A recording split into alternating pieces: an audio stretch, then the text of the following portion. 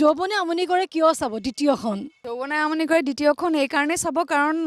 মানুহ হিচাপে জন্ম লৈছোঁ যিহেতু সকলোৰে যৌৱনে আমনি কৰে সেইকাৰণে চাব আৰু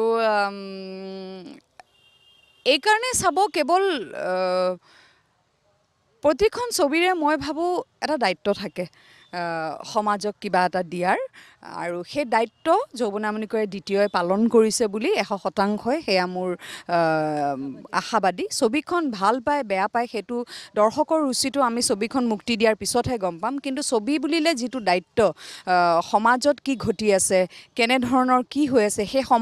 সেই ছবিখনেৰে আমি কিবা ইতিবাচক বা গঠনমূলক কিবা বাৰ্তা প্ৰেৰণ কৰিব পাৰিম নে নোৱাৰিম, সেইখিনি কিন্তু মই 100% চিয়'ৰ যে এই ছবিখনে দিব পাৰিব। কাৰণ এতিয়া যৌৱনে আমনি কৰে বুলি ক'লে এতিয়া কেনেকুৱা পৰিস্থিতি পৰিৱেশ বা আগতেও যৌৱনে আমনি কৰিছিলে, প্ৰেম কৰিলে, বিয়া হ'ল, বিয়াৰ পিছত প্ৰেমেই সকলো নে সংসাৰ এখন, সকলোখিনিক লৈ পেলাই আচলতে যৌৱনে আমনি কৰে 2